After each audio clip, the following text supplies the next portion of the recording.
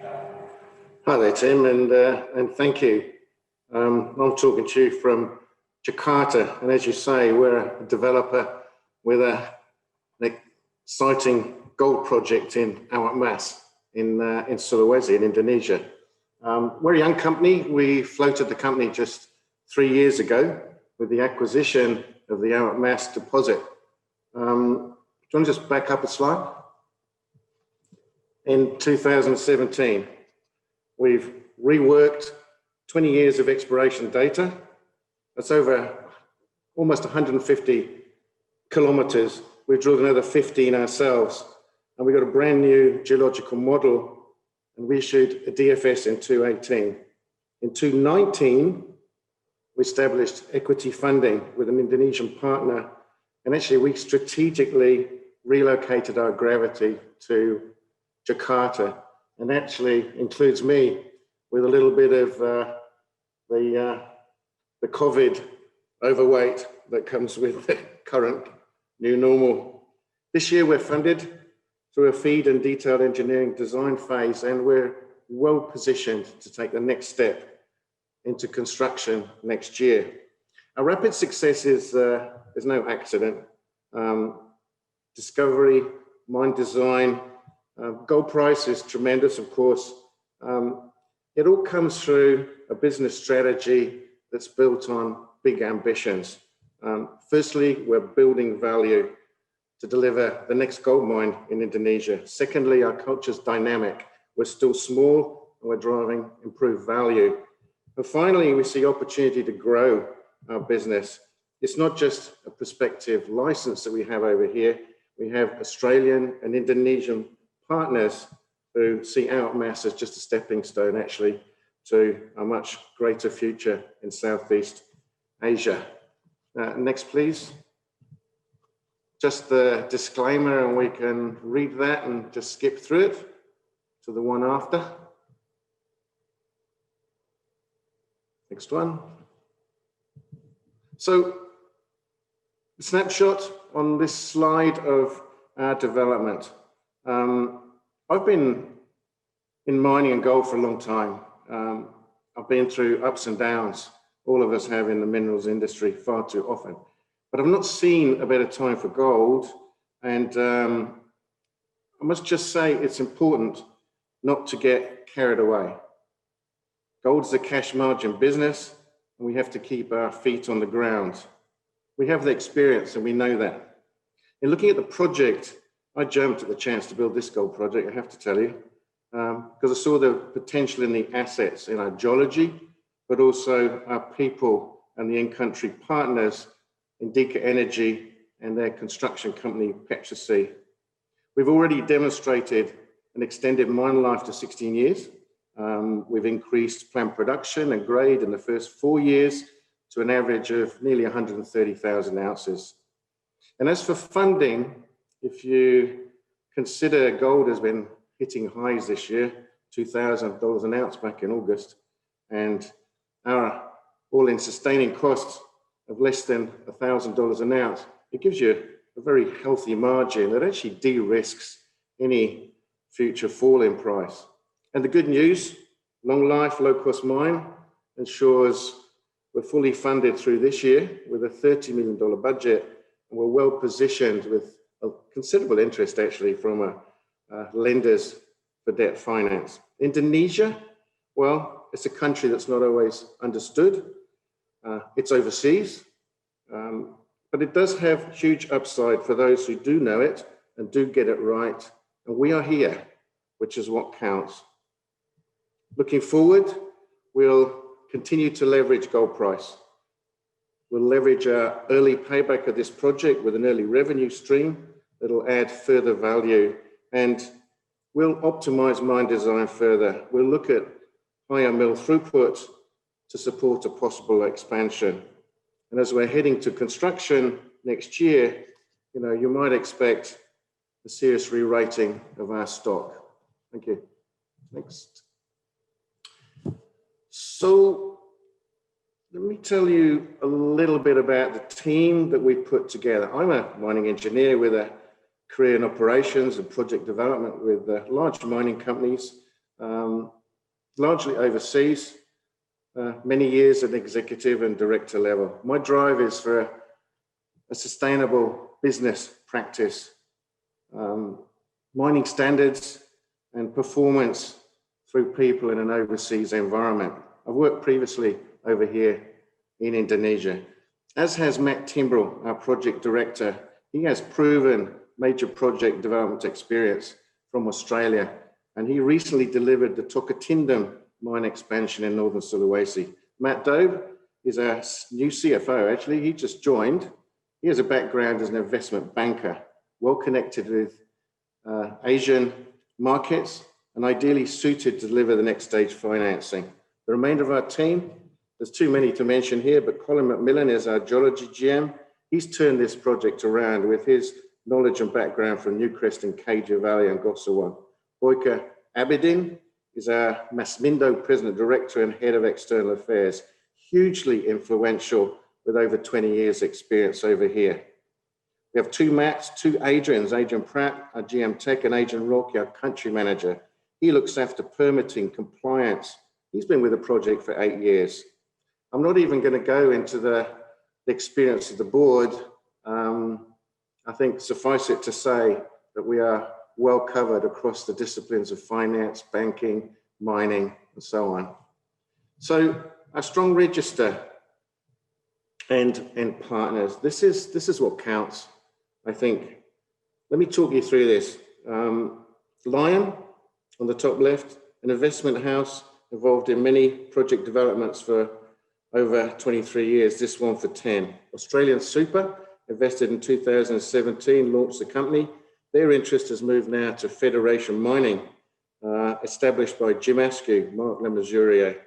They too are building and currently starting the Blackwater mine in New Zealand. The third investor and strategic partner is Indica. They invested in 2018. They now hold 25% in the holding company of Nusantara, and they have the opportunity to build 40% investment in the Masmindo subsidiary. They come with Petrosy, their construction division. And when we get into the Q&A, you can perhaps ask me a bit about how Indica and Petrosy are going to support our success and have helped us through this pandemic.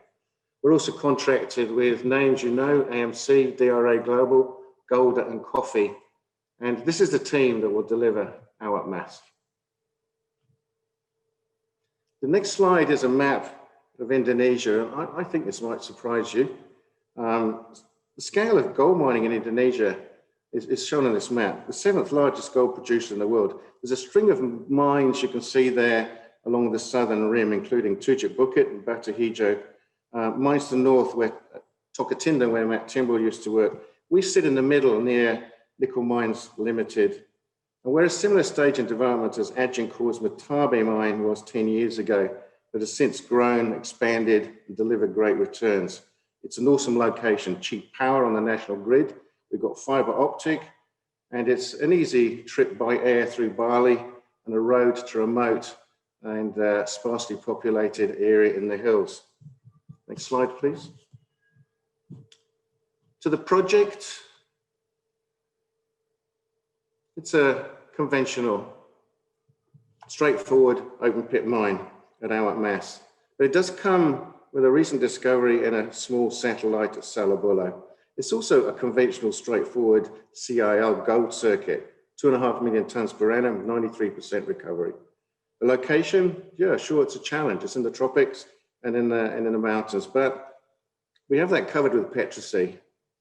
They've operated in these kinds of environments for over 35 years. And I actually used to work for them. I probably didn't mention that previously. And also Indica Energy. So I've got huge confidence that we have the right people to operate in this environment. Our value, driven by much more than an entry-level resource of 2.5 million ounces and a 16-year mine life with a reserve of 1.5 million. It's a low-cost, high-margin operation for the future with a manageable pre-production capital investment to cap it off. Next, please. So I'm going to jump to the economics. And I actually suggest you take a look at our website. because there's a lot more detail than I can give you today. This year, we've seen an 18% increase in resources, a 34% increase in reserves. We've updated our financial model and a DFS addendum that shows an NPV over 500 million, an IRR 45%. These are great numbers, all of which deliver a payback of, well, 21 months, less than 2 years. And that really supports expansion potential and continued exploration. If you look at the prices, gold prices assumptions that we've used, $1,600 an ounce for resources, $14 for reserves, and $1,700 for these, this value calculation here. You can see we have upside opportunity with price and protection with margin. Today we're building, delivering feed, improvement and detailed design. Next slide, please. The slide is 70% complete. Last quarter, we had up to 300 people at site, drill rigs covering ground investigations, and we're 91% complete in our geotechnical studies. We've commenced our close space drilling, seeking measured reserves for our first 2-year production, and we're looking at upside potential. We've appointed a debt advisor, and we've received the first of the 2-stage report from the independent technical expert, SRK, that endorses the work we're doing. We're well on the way towards gold production. My final slide, well, actually, I've got a couple left, if I just have a couple of minutes. I'd actually like to talk about the upside, just to switch for a minute. Opportunity to improve and add value. Gold price supports expansion, and we're now studying optionality to grow. High gold price also supports added value with reduced grind size and higher milling rate. Next slide, please, and I'll talk a little bit about exploration. This is our lease I'm going to show you in a minute.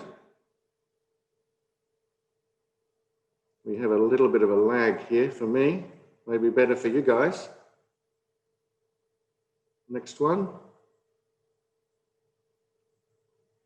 That's it, this is our mining lease. We've got extensive mineralization across here. Many sites here are shown in the little yellow dots. They're all clumped together, but this lease is 8 to 10 kilometers wide, 18 to 20 in length. It's only 60% explored, maybe only half of that seriously. And all the dots are to the left of the Candiapi fault. And these structures that you can see that cross the lease, these are the structures that carry the mineralization that we've already discovered. There's no reason to suggest we don't have a considerably bigger resource. Next slide.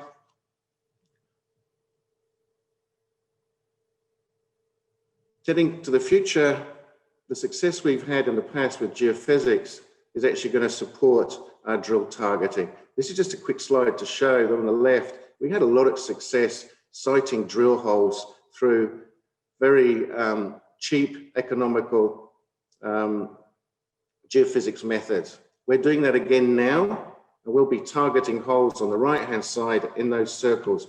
What's clever here is that we've managed to pinpoint the high-grade structural shoots, and we're actually now sighting drill holes and hitting those. My last slide is a recap.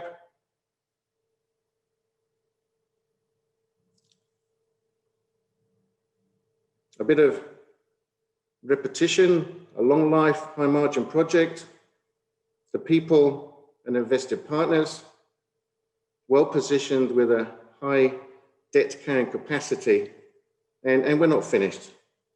And all I can say is you should probably keep an eye on our website for the news flow in the months to come. And please do ask questions now or send them to me later. It'll be a pleasure to answer as many as possible. Thank you. Thanks, Neil. Probably got time for a couple of questions. One of them is that it looks like a great gold project in a tough country. What is the key to delivering this successfully?